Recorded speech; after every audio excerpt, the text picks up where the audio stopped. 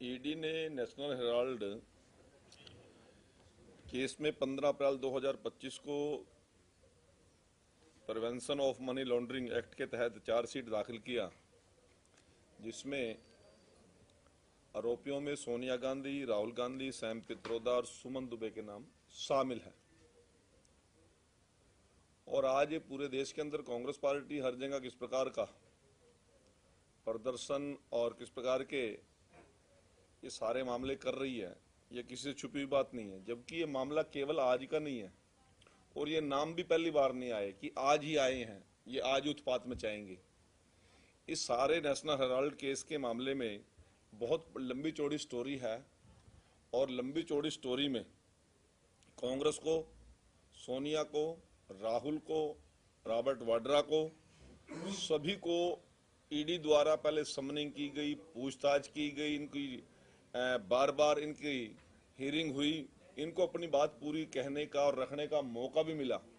उसके साथ साथ ये लोग राहत लेने के लिए ईडी के खिलाफ माननीय सर्वोच्च न्यायालय में भी गए और उस प्रकार की सारी प्रक्रिया के बाद आज कांग्रेस पार्टी किस प्रकार का आज पूरे देश के अंदर माहौल बनाना चाहती है, मैं इस विषय में आप लोगों से और आपके माध्यम से मैं सभी को एक बात कहना चाहता हूं। 11 अप्रैल 2025 को ईडी ने एक बयान में कहा कि वह नेशनल हेराल्ड अखबार और एसोसिएट जर्नल्स लिमिटेड एजेएल से जुड़ी मनी लॉन्ड्रिंग केस की जांच के दौरान कुल 661 करोड़ रुपए की अचल संपत्तियों को कब्जे में लेगी। ये 11 अप्रैल को बता दिया था और 11 अप्रैल 2025 को ही ईडी ने पीएमएलए एक्ट के धारा 8 और एसोसिएटेड नियमों को नियम 5A(1) के अनुसार संबंधित संपत्ति रजिस्ट्रार को दस्तावेज सौंपे, जहां ये संपत्तियां हैं। ईडी ने कब्जे में लिए जाने वाले परिसर को खाली करने की मांग की। 661 करोड़ की इन अचल संपत्तियों के अलावा एजीएल के 90.2 करोड़ रुपए के शेयरों को ईडी ने नवंबर 2023 में अपराध की आय को सुरक्षित करने और आरोपियों को इसे नष्ट करने से रोकने के लिए कुर्क भी किया गया था। मैं आप लोगों को बताना चाहता हूं, 11 अप्रैल 2025 को दिल्ली के Herald house 5A Bahadur Shah Zafar मार्ग और मुंबई के बांद्रा ईस्ट और लखनऊ के विशेश्वर नाथ रोड स्थित एजेएल की बिल्डिंग पर ईडी द्वारा नोटिस भी चिपकाए गए हैं। ईडी ने नेशनल हेराल्ड केस में 22 नवंबर 2023 को करीब 7 घंटे तक कांग्रेस नेता मल्लिकार्जुन खड़गे से पूछताछ की थी, क्योंकि वे तब नेशनल हेराल्ड के एकमात्र एम्प्लॉयज थे। इसके बाद ईडी ने कांग्रेस नेता पवन बंसल का बयान भी दर्ज किया था। इसी केस में अगस्त 2023 को दिल्ली की हेराल्ड बिल्डिंग में स्थित यंग इंडिया कंपनी का ऑफिस सील कर दिया गया था। पिछले साल 2 और 3 अगस्त को ईडी की टीम ने सुबह से देर शाम तक नेशनल हेराल्ड के दिल्ली, मुंबई और कोलकाता समेत 16 ठिकानों पर छापेमारी की थी। यह कार्रवाई सोनिया और राहुल से भी पूछताछ के बाद की गई थी। जून 2022 में नेशनल हेराल्ड केस में राहुल गांधी से 5 दिनों में 50 घंटे तक पूछताछ हुई। फिर 21 जुलाई 2022 में नेशनल हेराल्ड केस में सोनिया गांधी से 3 दिन में 12 घंटे सवाल हुए थे। इस दौरान उनसे 100 से ज्यादा सवाल किए गए। ईडी ने राहुल गांधी से जून 2022 में 5 दिनों में 50 घंटे से पूछताछ भी की थी। इस नेशनल हेराल्ड मामले में मैं आप लोगों को बताना चाहता हूं कि पंडित जवाहरलाल नेहरू के 20 नवंबर 1937 को एसोसिएटेड जर्नल लिमिटेड यानी एजेएल का गठन किया था। एजेएल के अंतर्गत अंग्रेजी में नेशनल हेराल्ड, हिंदी में नवजीवन और उर्दू में कौमी आवाज समाचार पत्र प्रकाशित होते थे। एजेएल पर मालिकाना हक कभी भी पंडित जवाहरलाल नेहरू जी का नहीं था, क्योंकि 5000 स्वतंत्रता सेनानी इसके शेयर होल्डर थे। अखबार के प्रकाशन के लिए एजेएल को कई शहरों में सस्ते दामों पर सरकारी जमीनें मिली। 1956 में एजेएल को गैर व्यवसायिक कंपनी के तौर पर स्थापित किया गया। कंपनी एक्ट धारा 25 ने कर मुक्त कर दिया गया। कंपनी धीरे धीरे घाटे में चली गई। साल 2008 तक एजेएल पर 90 करोड़ रुपए से ज्यादा का कर चढ़ गया था। तब एजेएल ने फैसला किया अब समाचार पत्रों का प्रकाशन नहीं किया जाएगा, जबकि सारी की सारी राहत जो भी ली सरकारों से उन्होंने प्रकाशन के नाम पर ली। परंतु जिस प्रकार से टैक्स की छूट और ये सारे मामले इन लोगों ने सत्ता में रहते हुए कांग्रेस के लोगों ने किए, पूरे खेल किए, तो 2008 में 90 करोड़ रुपए से ज्यादा इस पे कर्जा हो गया। तब एजेएल ने फैसला किया अब समाचार पत्रों का प्रकाशन नहीं किया जाएगा। अखबारों का प्रकाशन बंद करने के बाद एजेएल प्रॉपर्टी बिजनेस में उतर गई और 2010 में सोनिया राहुल गांधी ने इसमें एंट्री की।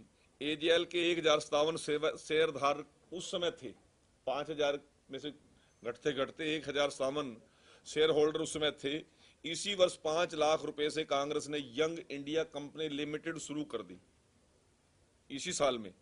इसके तत्कालीन कांग्रेस पार्टी के महासचिव राहुल गांधी डायरेक्टर के रूप में शामिल हुए।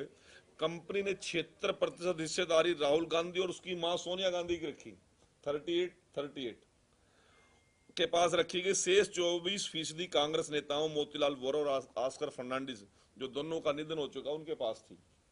इसके बाद एजेएल के 10-10 रुपए के 9 करोड़ रुपए के share YIL young India limited को दे दिए गए और उसके बाद यंग इंडिया को कांग्रेस का लोन चुकाना था।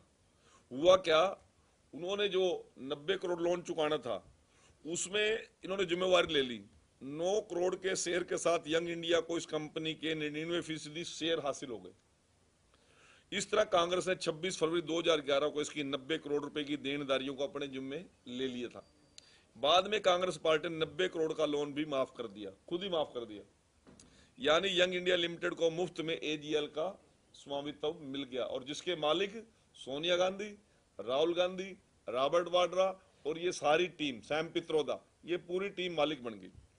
कांग्रेस ने एजेएल की होल्डिंग इस लोन के एवज में यंग इंडिया लिमिटेड को ट्रांसफर कर दिया। मतलब बिना शेयर धारकों को विश्वास में लिए इसके शेयर को यंग इंडिया लिमिटेड में ट्रांसफर करने का इन्होंने काम कर दिया। इसके बदले में यंग इंडिया लिमिटेड ने महज 50 लाख रुपए दिए, द एसोसिएट जर्नल को दे दिए, सिर्फ 50 लाख रुपए। सारी संपत्तियां, सारे शेयर सिर्फ 50 लाख में इन्होंने खुर्द-बुर्द कर दिए।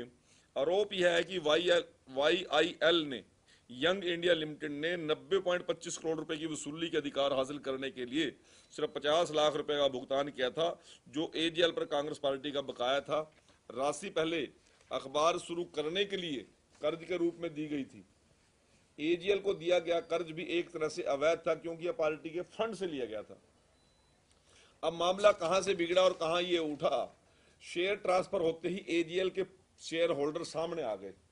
इसमें पूर्व कानून मंत्री शांति भूषण जी, इलाहाबाद व मद्रास उच्च न्यायालयों के पूर्व मुख्य न्यायाधीश मार्कंडे काटजू सहित कई शेयर धारकों ने आरोप लगाया कि जब YIL ने एजेएल का अधिग्रहण किया था तब उन्हें कोई नोटिस नहीं दिया गया था। यही नहीं, शेयर ट्रांसफर करने से पहले शेयर होल्डर्स में से कोई सहमति भी नहीं ली और शांति भूषण और मार्कंडे काटजू के पिता का नाम एजेएल में शेयर था। 2014 में जब केंद्र में भारतीय जनता पार्टी की सरकार आई तो उन्होंने इसकी रिक्वेस्ट की, शांति भूषण जी ने और काटजू जी ने, तब जाके ये ईडी को मामला ट्रांसफर किया गया और 19 दिसंबर 2015 को निचली अदालत ने इस मामले को दोनों को जमानत दे दी और 2016 में सुप्रीम कोर्ट ने उनके खिलाफ कार्रवाई रद्द करने से इनकार करते हुए मामले के सभी 5 आरोपियों सोनिया राहुल गांधी, मोतीलाल वोरा, ऑस्कर फर्नांडिस, सुमन दुबे को व्यक्तिगत उपस्थिति से भी छूट दी थी। साल 2013-14 में कांग्रेस पार्टी द्वारा नेशनल हेराल्ड को भारतीय राष्ट्रीय कांग्रेस द्वारा कर्ज देने को लेकर एक प्राइवेट कंप्लेंट भी कोर्ट में दायर की गई जो आज भी विचाराधीन है। 18 सितंबर 2015 को ईडी ने नेशनल हेराल्ड केस को जांच के लिए फिर से खोल दिया। 2018 में केंद्र सरकार ने 56 साल पुराने स्थायी पट्टे को समाप्त करने का फैसला लिया। इसके अलावा हेराल्ड हाउस परिसर के एजेएल को इसी आधार पर बेदखल करने का फैसला किया कि एजेएल कोई प्रिंटिंग या पब्लिकेशन नहीं कर रहे थे। वो तो इस काम के लिए केवल बिल्डिंग को 1962 में आवंटित किया गया था, वो काम ही नहीं कर रहे थे वहां पर। और 5 अप्रैल 2019 सुप्रीम कोर्ट ने अगली सूचना तक सार्वजनिक परिसर अधिनियम 1971 के तहत एजेएल के खिलाफ कार्रवाई पर रोक लगाने का आदेश दिया था। इसके बाद ईडी ने सोनिया गांधी और राहुल गांधी को पूछताछ के लिए बुलाया। सोनिया गांधी और राहुल गांधी ने एक ऐसी कंपनी बनाई जिसका मकसद कारोबार करना नहीं था, बल्कि वो इस कंपनी के जरिए एजेएल को खरीदकर उसकी 2000 करोड़ रुपए की संपत्ति को अपने नाम पर करना चाहते थे। और वर्ष 2011 में इसलिए कांग्रेस पार्टी ने यंग इंडिया लिमिटेड बनाकर हजारों करोड़ रुपए की राष्ट्रीय संपत्ति को लूटने का एक चाल चली। ये आज केवल इस बात के लिए कि ये आज हमारी सरकार कार्यकाल में मामला हुआ है, इसलिए आज पूरे देश के अंदर धरने प्रदर्शन करने की कांग्रेस पार्टी योजना बना रही है और जो राजनीतिक मुद्दा है ही नहीं है, सीधा सीधा व्यवसायिक मुद्दा है, उसको वो कांग्रेस के नाम पर राजनीतिकरण करना चाहते हैं। मैं आप सभी के माध्यम से पूरे देश के लोगों को और खासतौर से कांग्रेस के लोगों को ये बात बताना चाहता हूं कि वो इस ऐसी गलतियां दोबारा ना दोहराएं। जब वो लोग एक कारोबार के लिए, एक प्रकाशन के लिए, एक अखबार का छपाई के लिए सारी योजना बनी थी, उसको उन्होंने साइड लाइन लगाकर केवल शुद्ध व्यापार के लिए उन्होंने इस कार्य का सारे योजनाबद्ध तरीके से और पूरी सोची समझी साजिश के तहत ये किया है कि सारी संपत्ति को जब वो दान में मिली थी, किसी भी पहल से मिली थी या किसी पर्पज के लिए मिली थी, उसको उन्होंने खुर्द-बुर्द करने का काम किया। ये सारा आज का विषय था जो मैं आप सभी के सामने रखना चाहता था।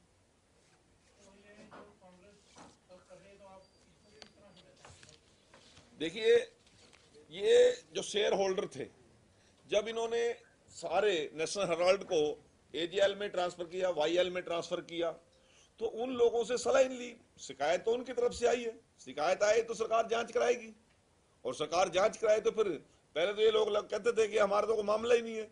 जब सारा दूध का दूध और पानी का पानी हो गया, सारी सच्चाई इनके सामने आ गई, तो फिर आज ये लोग कहते हैं कि कांग्रेस, हम विपक्ष के लोग हैं इसलिए हमारे ऊपर भारतीय जनता पार्टी की सरकार। अरे सारा मामला तो ईडी का और माननीय सर्वोच्च न्यायालय का है, पार्टी का इसमें कोई काम नहीं।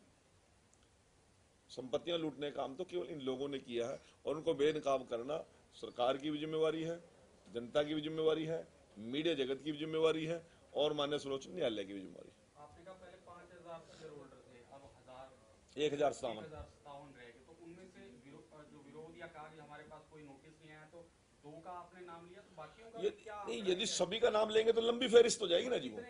वो काफी लोग हैं जो इसमें आए, केवल 2 की बात तो सिर्फ मीडिया में इतनी बात मेरा बताने जिम्मेवारी थी। रिक्वेस्ट करने वाले, इनके खिलाफ शिकायत करने वाले तो बहुत लोग थे 1057 में से। तो ये तो सिर्फ इन्होंने 5 लोगों के नाम, इसको यंग इंडिया लिमिटेड के नाम से एक कंपनी बना के सारे मामले को खुर्द-बुर्द करने की साजिश थी। जो अब जांच हो रही है, उसकी क्या बोलते हैं, कल 15 तारीख को उसके पीएमएलए के तहत चार्जशीट दाखिल भी हो गई है। चार्जशीट दाखिल हो गया 100% कार्रवाई भी होगी, कार्रवाई होगी तो फिर अब ये बुखड़ा गए। अम्बेडकर जी की जयंती के बाद एक प्रशिक्षण शिविर आपने आयोजन किया, क्या रूपरेखा, क्या तैयार कर? देखिए, अभी 14 अप्रैल को भारत रत्न डॉक्टर भीमराव अंबेडकर जी, जो श्रमिक की आवाज थे, महिलाओं की आवाज थे, दबे कुचले लोगों की आवाज थे, और इस देश के बहुत बड़े अर्थशास्त्री भी थे और कानूनविद भी थे। उन्होंने दुनिया का सबसे जीवंत संविधान इस देश को देने का काम किया, और उस संविधान के अंतर्गत ही आज पूरा देश चल रहा है। हमने उनको अपने श्रद्धा सुमन अर्पित किए। देश के माननीय प्रधानमंत्री जी ने, हम शुक्रगुजार हैं कि हरियाणा को चुना, और हरियाणा में भी 2 जगह, यमुनानगर और हिसार में डॉक्टर बी.आर. अम्बेडकर जी को अपनी पुष्पांजलि भेंट की। और भारतीय जनता पार्टी ने तय किया है कि 15 तारीख से लेकर 25 तारीख तक हम डॉक्टर बी.आर. अम्बेडकर जी के साथ, और उन्होंने हमें क्या दिया, और उस समय तत्कालीन सरकार ने अम्बेडकर जी के साथ जीते जी और जाने के बाद किस प्रकार का दुर्व्यवहार किया, उनकी योग्यता को किस प्रकार से एक जलन के माध्यम से, एक ईर्ष्या के माध्यम से नजरअंदाज करने का कांग्रेस की सरकार ने उस टाइम काम किया।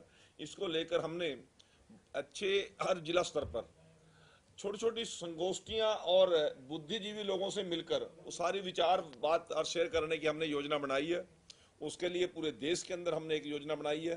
15 तारीख से लेकर 25 तारीख तक, चाहे एडवोकेट्स हैं, प्रोफेसर्स हैं, इंटेलेक्चुअल लोग हैं, डॉक्टर्स हैं, समाज सेवी संस्थाओं में चाहे कोई सभाओं के प्रधान है, धार्मिक, सामाजिक और राजनीतिक तौर पर, उन लोगों के बीच में डॉक्टर बी.आर. अम्बेडकर जी का 135वें जन्म दिवस के इस अवसर पर हमने जाने की योजना बनाई है। और उसी को लेकर कल रोहतक में भारतीय जनता पार्टी की लगभग 250 लोगों का प्रशिक्षण शिविर कल लगा था, और उसमें हमारे लाल सिंह आर्य जी जो एससी मोर्चा के राष्ट्रीय अध्यक्ष हैं, ओम प्रकाश धनखड़ जो राष्ट्रीय सचिव हैं भारतीय जनता पार्टी के, माननीय मंडल हमारे प्रदेश के अध्यक्ष मोहनलाल बड़ोली जी, हमारे संगठन मंत्री और हमारे कई मंत्री, और मैं स्वयं महामंत्री नाते उस कार्यक्रम में हम रहे। और हमने अब 15 तारीख से लेकर 25 तारीख तक गली में, कूचे में, चौक में, चौराहे में जाकर, विद्यालयों में, विश्वविद्यालयों में जाकर लोगों को डॉक्टर B.R. अम्बेडकर जी की जीवन और उनके किए हुए काम को चर्चा करने की एक योजना बनाई है। और ये योजना इसलिए बनाने की आवश्यकता है, जो कांग्रेस के लोग ये कहते हैं कि भारतीय जनता पार्टी के हाथों में संविधान सुरक्षित नहीं है, ये लोग संविधान बदलने की बात करेंगे। कल परसों मैं रणदीप सिंह सुरजेवाला जी को सुन रहा था, परंतु मैं आपको बताना चाहता हूं कि कांग्रेस पार्टी ने, जवाहरलाल नेहरू ने और उसकी पीढ़ियों ने किस प्रकार से अंबेडकर जी को जीते जी भी अपमानित करने का काम किया। जब पूरे देश के अंदर ये हालात बन गए कि देश को आजाद करना ही पड़ेगा, ईस्ट इंडिया कंपनी या इंग्लैंड की सरकार को यह महसूस हुआ, तो उन्होंने एक राउंड टेबल कॉन्फ्रेंस इंग्लैंड में बुलाई और वहां पे तय किया कि ये जब चुनाव होंगे, जो कुछ परिस्थितियां बाद की होंगी वो बाद की होंगी, उससे पहले हमने देश आजादी से पहले एक इंटरिम गवर्नमेंट बनानी है, अंतरिम सरकार बनानी है। और इंटरिम गवर्नमेंट के अंदर हमने किस प्रकार का स्वरूप होगा और उसके प्रधानमंत्री के तौर पर जवाहरलाल नेहरू जी को नियुक्त किया।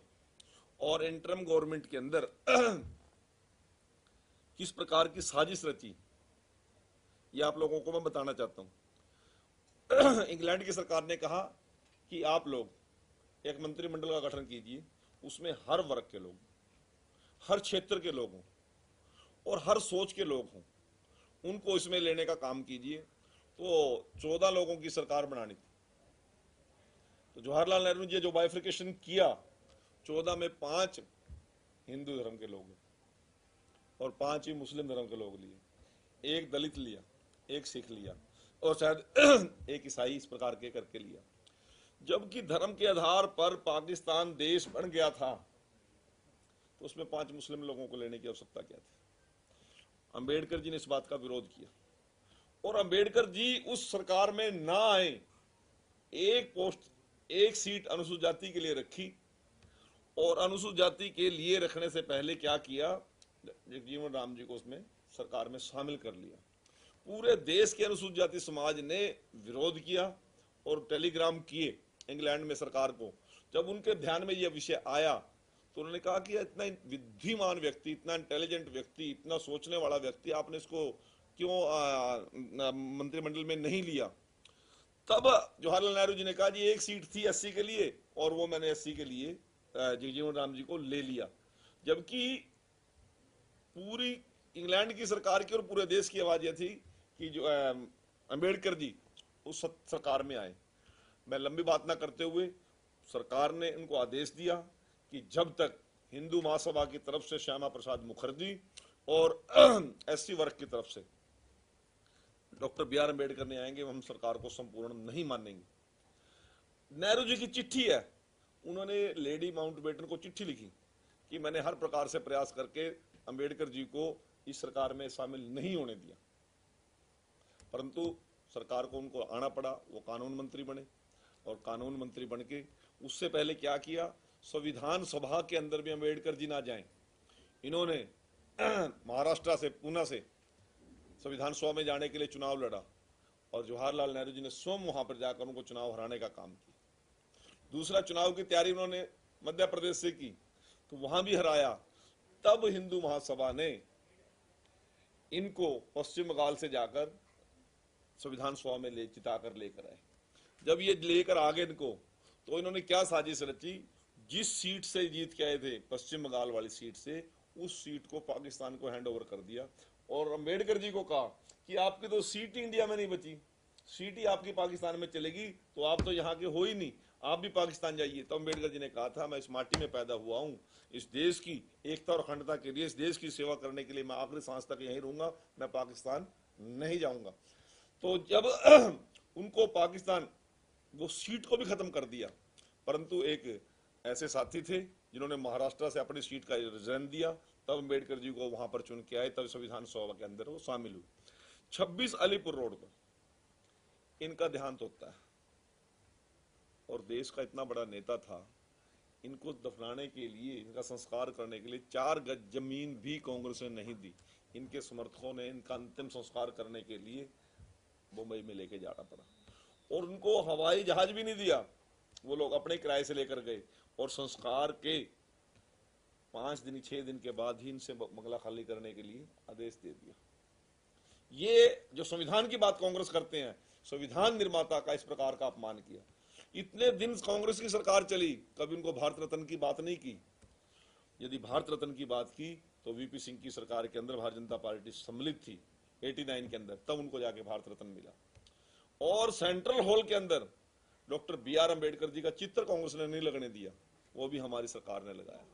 आज मैं आप लोगों को बताना चाहता हूं कि महू के अंदर जो उनके जन्म स्थान था, उसको आर्मी के अंडर वो जमीन थी, क्योंकि उनके फादर आर्मी में अफसर थे, कर्मचारी थे, तो वहां पे जन्म हुआ, तो वो आर्मी की जमीन दे नहीं सकते थे। बहुत लंबी कानूनी लड़ाई लड़के और बहुत महंगे रेट पर हमारी सरकार ने खरीद कर वहां पर भी स्मारक बनाया। मेरा सौभाग्य, मैं वहां स्वयं जाके आया हूं। इसी प्रकार से चैत्य भूमि, शिक्षा भूमि, जहां इंग्लैंड में जिस मकान में रहकर इन्होंने शिक्षा पूरी की, उस मकान को इंग्लैंड के अंदर इन्होंने, हमारी सरकार ने महंगे रेट पे खरीदा और खरीदने के बाद वहां पर उनका स्मारक बनाया। और ये भी मेरा सौभाग्य है कि मैं उस स्थान पर भी जाके आया।